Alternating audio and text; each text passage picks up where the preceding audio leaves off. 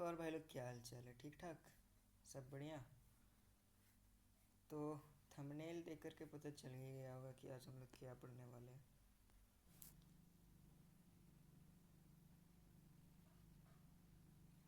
तो आज हम लोग पढ़ने वाले हैं पैरामीशियम के बारे में, experiment number 2।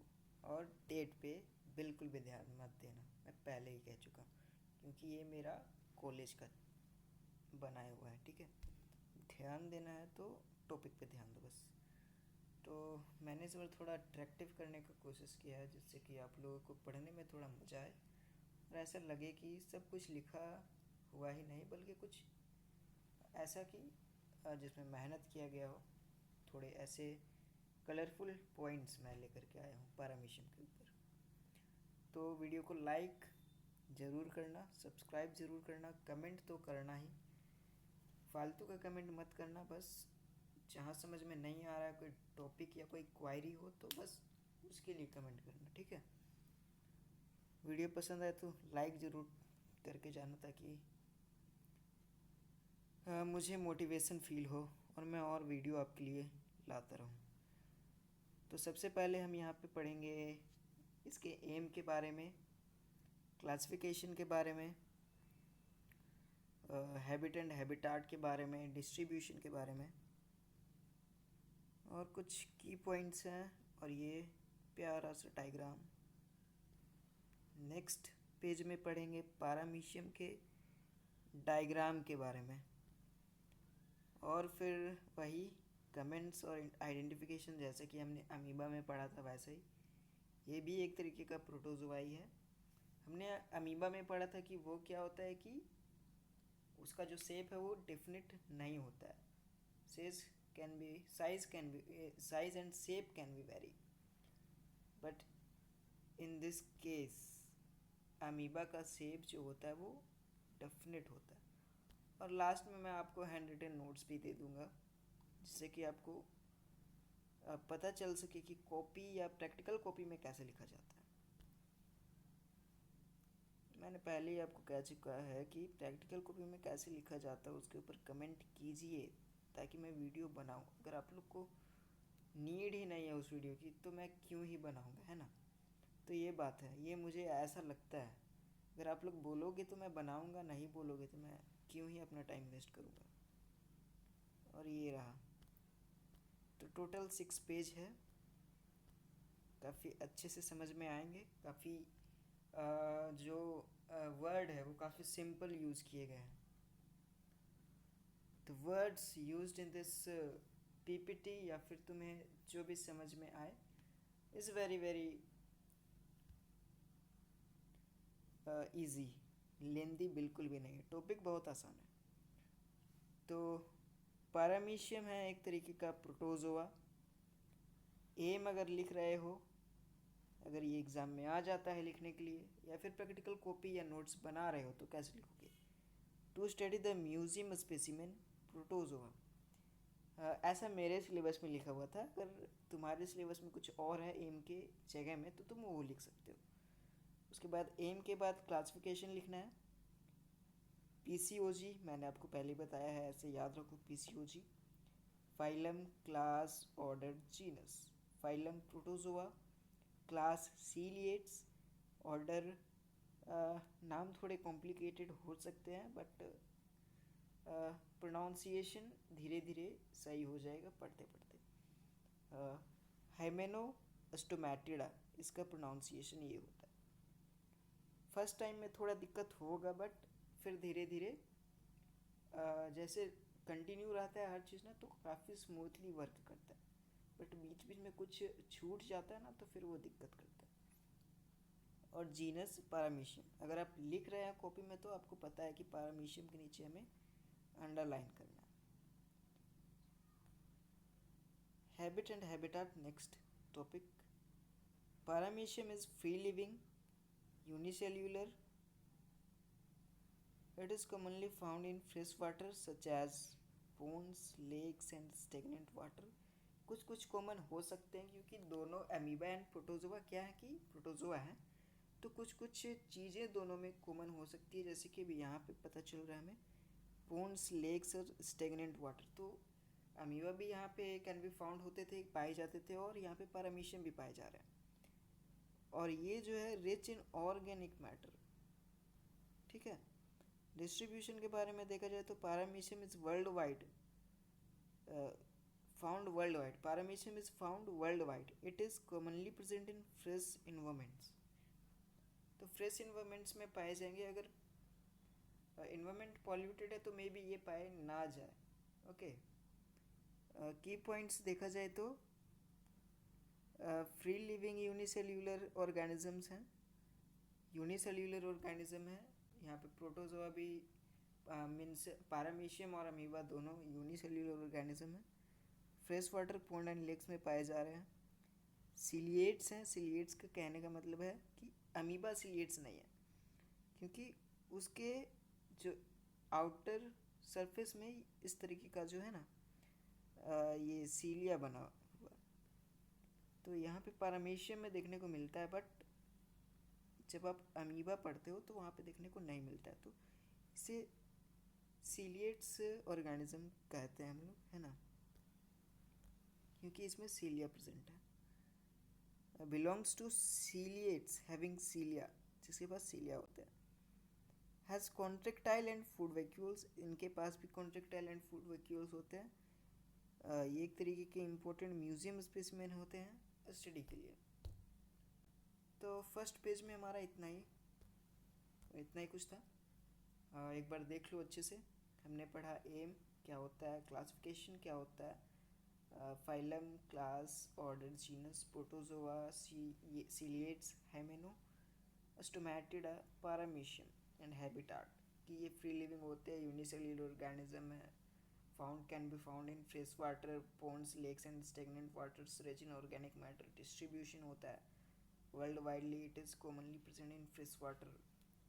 And this is the simple diagram. अगर if you are not able to draw a well labeled diagram, so you can make this.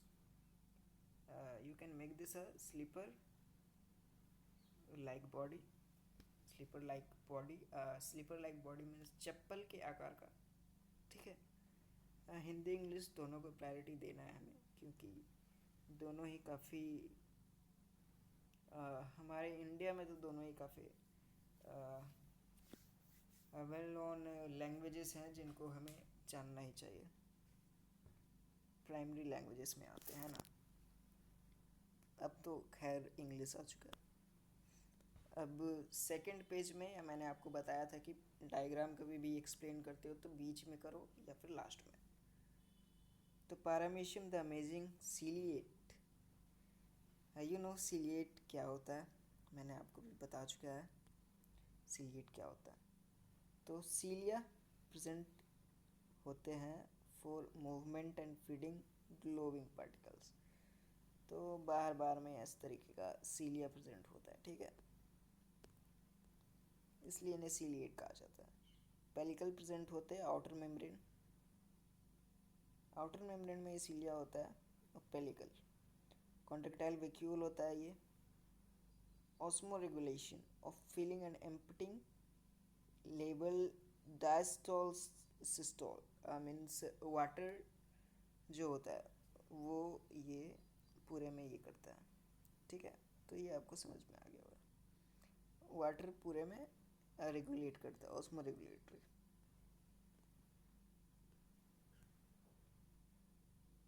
Macronucleus होता है इसमें, मेटाबॉलिज्म एंड ग्रोथ के लिए।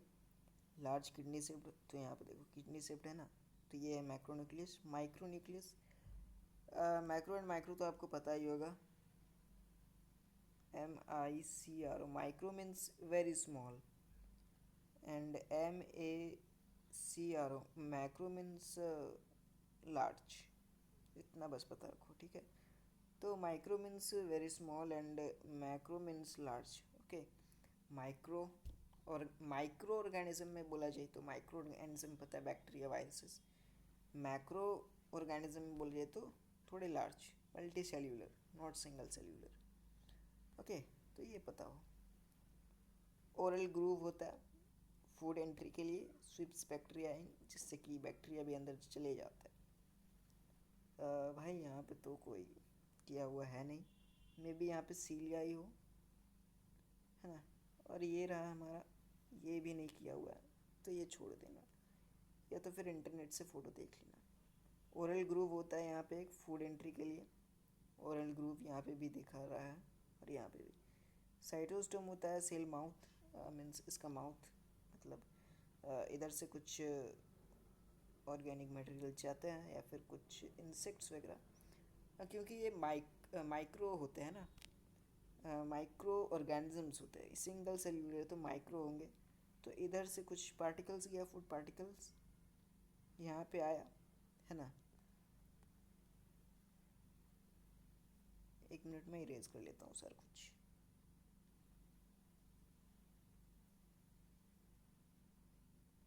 ओके ना, अब ठीक है।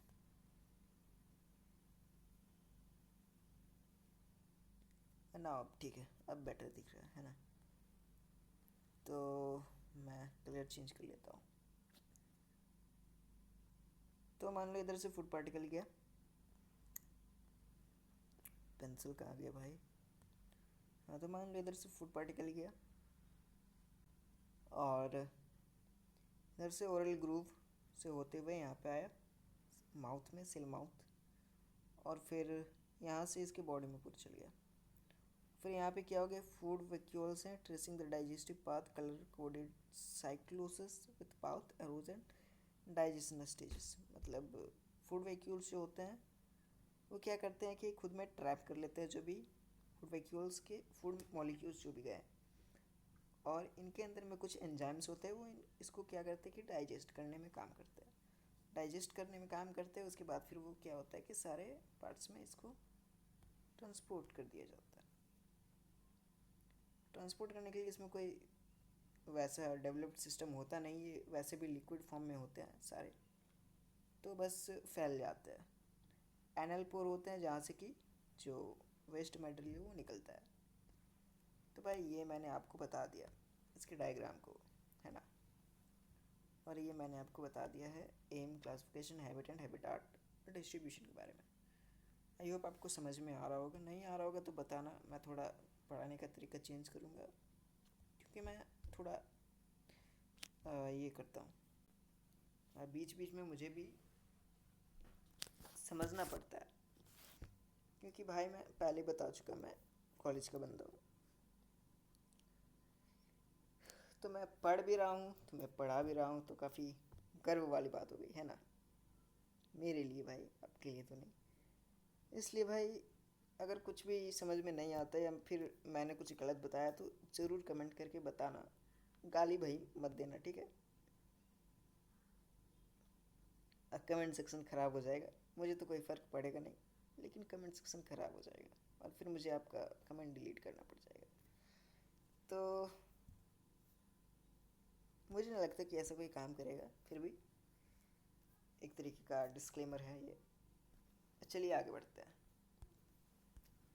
आगे में क्या होता है, पारमीशियम द यूनिसेल्यूलर ऑर्गेनिज्म, ठीक है। यूनिसेल्यूलर ऑर्गेनिज्म मैंने फिर से कहा इसलिए क्योंकि आपको पता होगा कि यूनिसेल्यूलर क्या होता है ना।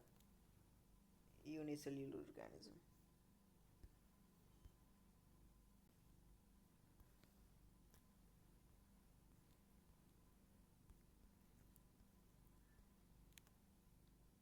ओके। सो जस्ट हमें यहाँ पे कमेंट्स के बारे में पढ़ना है और आइडेंटिफिकेशन के बारे में पढ़ना है। मैं इसको हटा लेता हूँ, है ना। तो यहाँ पे कमेंट्स के बारे में पढ़ना है। ये सिस्टम थोड़ा समझने में टाइम लगे क्योंकि फर्स्ट टाइम है। और यहाँ पे कमेंट के बारे में देखा जाए तो एक तरफ कमेंट्स है, आइडेंटिफिकेशन है दूसरी तरफ। तो कमेंट्स क्या है, मैंने पहले ही बताया था, कमेंट्स आइडेंटिफिकेशन हो, अगर आपके पास कंटेंट ज़्यादा हो तो बेहतर यही होगा कि आप उसको पॉइंट्स वाइज लिखें, है ना, जिससे कि समझने में आसानी हो और एग्जामिनर आपको अच्छे मार्क्स दे।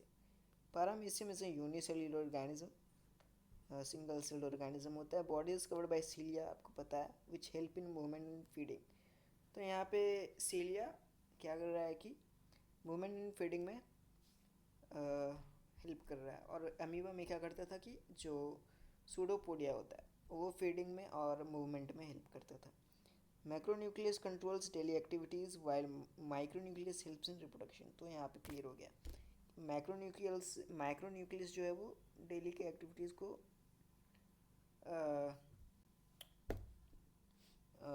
डेली एक्टिविटीज़ को मेंटेन करके रखता है, कंट्रोल करता है, और माइक्रोन्यूक्लियस जो है वो रिप्रोडक्शन करता है। कॉन्ट्रेक्टाइल वैक्यूल जो हो जाता है वो वाटर बैलेंस करता है। ओरल ग्रूव होता है, इंजेशन में होता है, मतलब फूड का यहाँ से अंदर आना।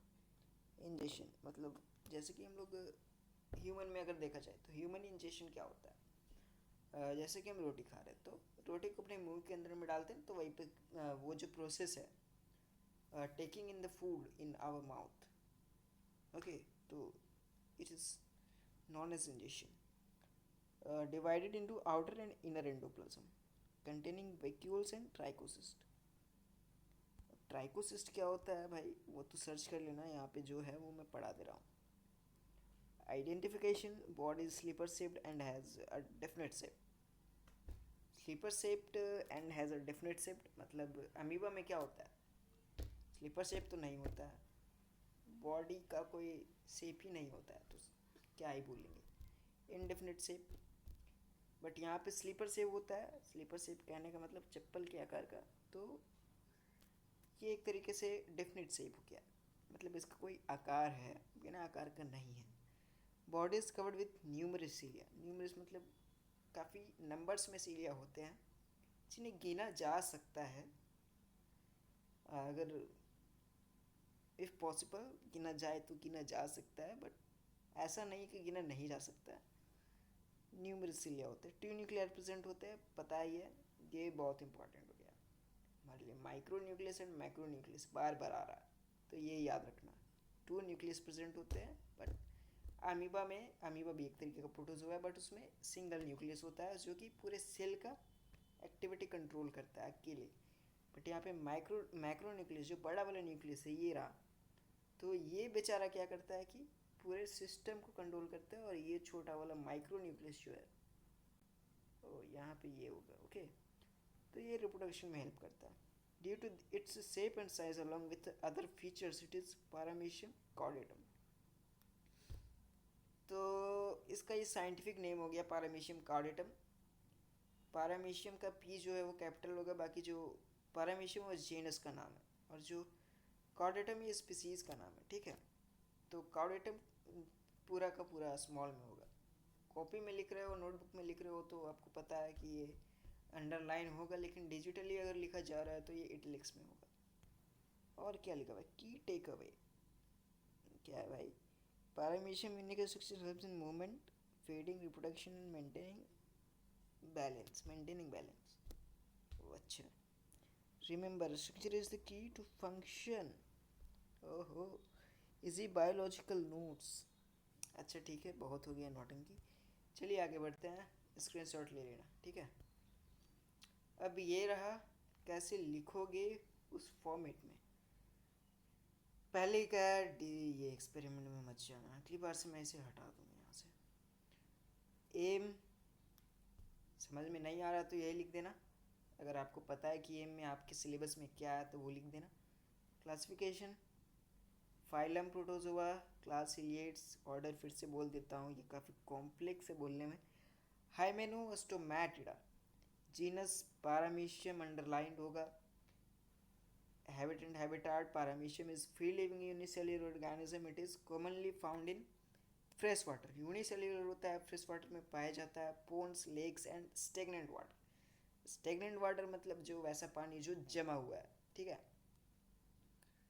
रिच इन ऑर्गेनिक मैटर होता है। Distribution, paramecium is found world wide, it is commonly present in fresh water environment, okay. And ये रहा हमारा पिक्चर, इस तरीके से रहेगा। अंडर मार्जिन तो देना ही है, वाइट पेपर रहा तो margin must be drawn, and this is the books in the right corner, classification corner, phylum PCOG, protozoa, ciliates, hymenostomatida. मैंने तो कितना बार बोल दिया हेमिनोस्टोमैटिडा, आपको पता नहीं, आप भी बोलना सीख जाओगे मेरे साथ अगर बोल रहे होगे तो।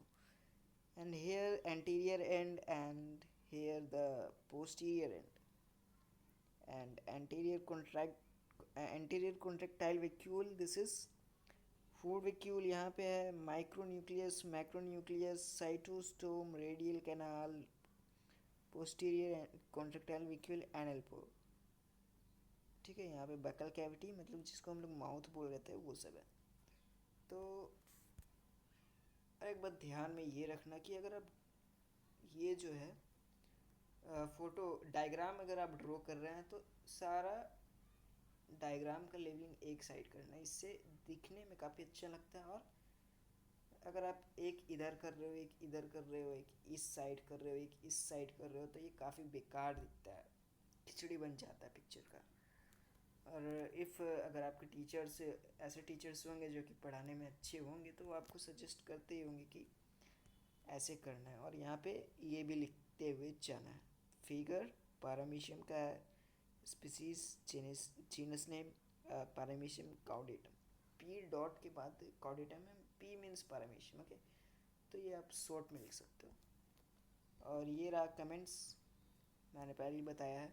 Paramecium is unicellular organism. Body is covered by cilia which help in movement and feeding. Macronucleus controls daily activities while micronucleus helps in reproduction. जो हमने आगे पढ़ा वही हमने पीछे पढ़ रहा हूँ। Contractile vacuole maintains water balance. Oral groove helps in ingestion of food. Divided into outer and inner endoplasm containing vacuole and trichocyst. Identification पहचाना कैसे जा सकता है भाई? Body is slipper shaped, definite होता है, अमीबा के जैसा नहीं होता है। Body is covered with numerous cilia पता है। Two nuclei represent micronucleus, micronucleus पता है हमें। Due to its shape and size along with outer other feature, not outer. Okay, my mistake bro. It is P caudate, या फिर बोल सकते हो since therefore it can be it is proved that the features are belonging to the paramecium, so I can say that it is paramecium chordatum. Okay, तो ये रहा सारा कुछ। इफ़ अगर आपको चाहिए होगा इसका पीडीएफ, तो भाई पीडीएफ तो मेरे पास पड़ा रहता है, उसको कोई काम रहता है नहीं। तो आपको चाहिए होगा तो बोल देना, मैं डिस्क्रिप्शन में अवेलेबल करवा दूंगा। क्या करवाऊंगा, मैं ही कर दूंगा, मैं ही करता हूँ एडिटिंग सब कुछ। तो ठीक है, मिलते हैं अगली वीडियो में। बताना अगली वीडियो किसके ऊपर होनी चाहिए।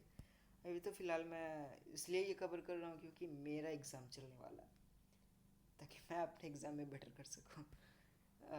मेरा भी रिवीजन हो जा रहा है। ठीक है, मैं पूरा फेयर रखता हूँ, सारा कुछ ट्रांसपेरेंट रखता हूँ, बिल्कुल ट्रांसपेरेंट। सारी बातें मैं बताता हूँ आपको, थोड़ा सा सपोर्ट कर देना। ठीक है, तो मिलते हैं अगली वीडियो में। चलो देख लो एक बार ये लास्ट वाला, अब पिक्चर क्लिक कर लेना। ठीक है, क्योंकि अभी तो फ़िलहाल डिस्क्रिप्शन में पीडीएफ होगा नहीं। ठीक है, तो ये सब देख लेना। Good bye and all the best for your examination. Coming soon with the next video. Thank you. Video को लाइक ज़रूर करना, ठीक है, भूलना मत।